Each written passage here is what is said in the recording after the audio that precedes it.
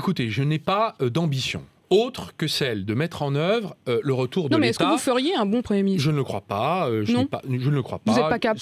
Je ne sais pas. En tout cas, ce n'est pas à moi de le dire. Et c'est très difficile pour moi de répondre à une question, d'ailleurs, un peu audacieuse de votre part, si vous me le permettez. J'espère que j'ai un peu d'audace. Je préfère vous parler de mon travail. Jean-Marc Ayrault, il trouve que vous faites de la provocation. Le Canard enchaîné de ce matin rapporte ses propos, je le cite. Montebourg provoque inutilement les écolos, il provoque la Banque Centrale Européenne. Montebourg parle pour ne rien dire, il fait du cinéma. Vous faites du cinéma? Écoutez, je ne crois pas que le Premier ministre m'ait téléphoné pour me dire ça. Donc je n'ai pas d'informations de cette nature. Ce que je voudrais vous dire, c'est que nous défendons une conception de l'euro.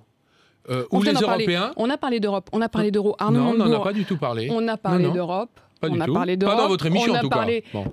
Alors, allez-y, qu'est-ce que vous voulez dire sur l'euro? Simplement, c'est quand même, vous me parlez d'anecdotes, moi je vous parle de choses fondamentales. C'est quand même assez étrange. Vous dites que je suis un peu audacieuse, mais du coup, vous transformez. Simplement, je voudrais juste qu'on... Excusez-moi, moi je voudrais quand même qu'on parle de sujets qui intéressent la population. Mais vous le sentez bien, ça intéresse aussi la population de voir que malgré tout, il y a une crise de... Les ragots du Canard enchaîné. Non, mais écoutez, d'autorité quand même à la tête de l'État. J'ai juste à vous dire que je ne fais pas de provocation. Est-ce que je peux le dire?